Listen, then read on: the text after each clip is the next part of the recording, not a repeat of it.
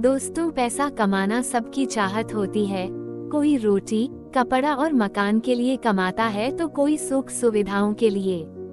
दुनिया में ईमानदारी से पैसा कमाने वालों की कमी नहीं है, लेकिन गलत तरीके अपनाने वाले भी कम नहीं हैं। आज हम आपको कुछ ऐसी घटनाओं के बारे में बता रहे हैं जिसमें शामिल लोगों ने दुनिया की सबसे बड़ी डकैतियों को अंजाम दिया था। कम से कम समय में ज्यादा से ज्यादा पैसे कमाने या पैसों की चाहत में लुटेरों ने कई हैरतगंज लूट की घटनाओं को अंजाम दिया है, जिसके बारे में आप जानेंगे तो आपको भी हैरानी होगी। विश्व में बैंक डकैती की घटनाओं का एक इतिहास रहा है। इन डकैतियों में जो तरकीब अपनाई गई उसे जानकर आपको भी आश्चर्य होगा। पैसे कमाने की यह शॉर्टकट चाहत तभी तक सफल होती है जब तक आप पकड़े नहीं जाते, लेकिन कई लुटेरे अंततः खुद को सलाखों के पीछे पाते हैं। दोस्तों, ये कहानी बैंक डकैती की नहीं बल्कि हीरा चोरी की है। आपको बता दें कि दुनिया में हीरों के कारोबार की सबसे बड़ी जगह बेल्जियम का एंटवर्प डायमंड सेंटर है, जहां हर रोज अरबों रुपये हीरों का कारोबार होता है। दुनिया के सबसे बेशकीमती हीरे यहाँ होते हैं। सुरक्षा ऐसी कि पत्ता भी हिले तो खबर हो जाए। हर तरफ कमांडो तैनात रहते हैं, हाथ में बंदूक, कोई भी शक होने पर गोली चलने में देर नहीं लगती। ये डायमंड सेंटर इतना बड़ा है, लेकिन बिल्डिंग के हर कोने कोने को सीसीटीवी कैमरों से कवर किया गया है ताकि पल पल की खबर रहे। लेकिन आप ये जानकर हैरान रह जाएंगे कि दुनिया के इस हाई सिक्योरिटी एरिया से भी हीरे चुरा लिए गए, और वो भी 1-2 करोड़ के नहीं बल्कि 8 अरब के चमचमाते हीरे यहाँ से चोरी हो गए। दुनिया की ये सबसे बड़ी लूट थी।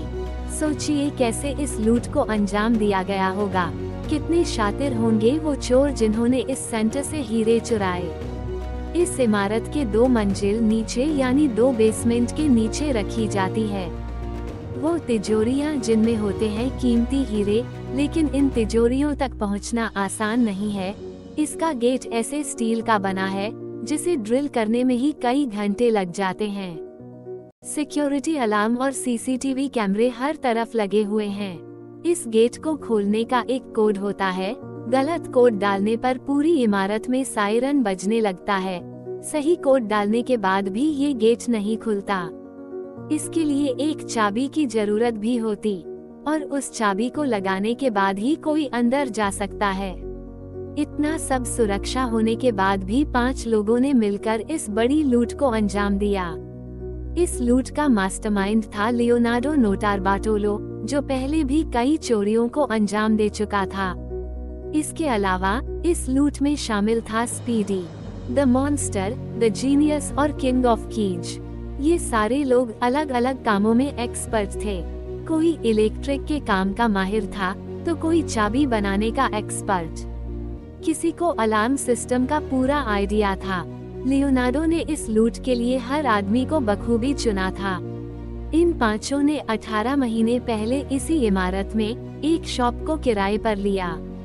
लियोनार्डो ने खुद को एक हीरा कारोबारी बताया और किराए पर दुकान पाने में कामयाब हो गया। किराए में दुकान मिलने के बाद अब लियोनार्डो को एक पास जारी हुआ। ये पास उसे इस बिल्डिंग में कभी आने जाने की इजाजत देता था।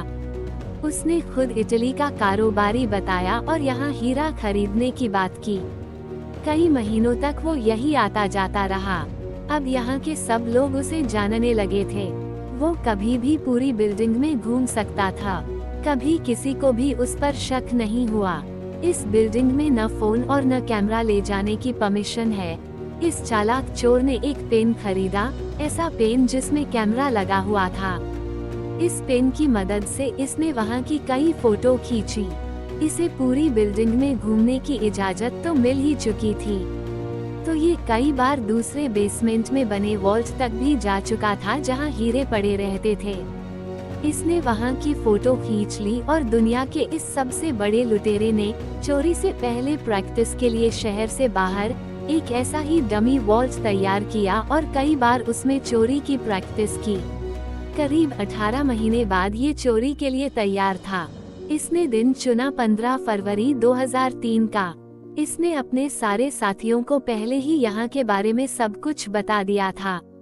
सारी तस्वीरें जो इसने पेन कैमरा की मदद से खींची थी, ये अपने साथियों को दिखा चुका था। इतना ही नहीं, इसने इस पेन कैमरे की मदद से वॉल्ट गेट का कोड भी जान लिया था। दरअसल इसने गेट के ऊपर इस पेन को रख दिया था। जब सिक्योरिटी ने गेट खोला तो वो रिकॉर्डिंग हो चुकी थी। इसके पास वो नंबर पहले ही आ चुका था।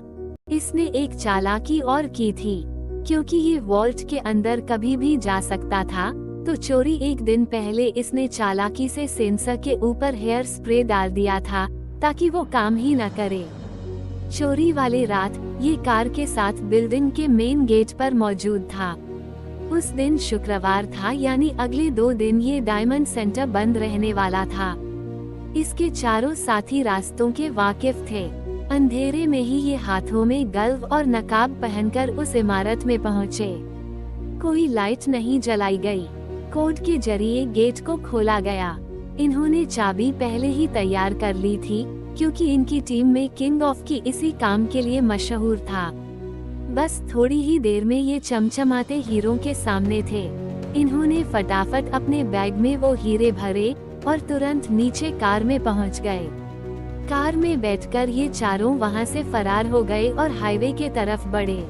सोमवार के दिन जब ये डायमंड सेंटर में कारोबार शुरू होने का वक्त हुआ, तो इस चोरी का पता लगा, लेकिन तब तक लियोनार्डो और उसके साथी फरार हो चुके थे।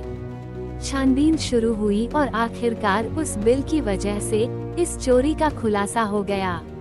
लियोनार्डो और उसके साथी अपनी अपनी राह निकल चुके थे, लेकिन बाद में पुलिस ने लियोनार्डो को गिरफ्तार कर लिया। हाँ, उसके बाकी चारों साथियों का कभी कोई पता नहीं चल पाया और न ही लियोनार्डो ने उनकी जानकारी पुलिस को दी। ऐसा कहा जाता है कि बड़ी संख्या में हीरे भी बरामद नहीं हो पाए। तो दोस्तों, ये थी दुनिया के सबसे बड़े चोरी की कहानी। हमें उम्मीद होगी आपको ये कहानी पसंद आई होगी। शुक्रिया।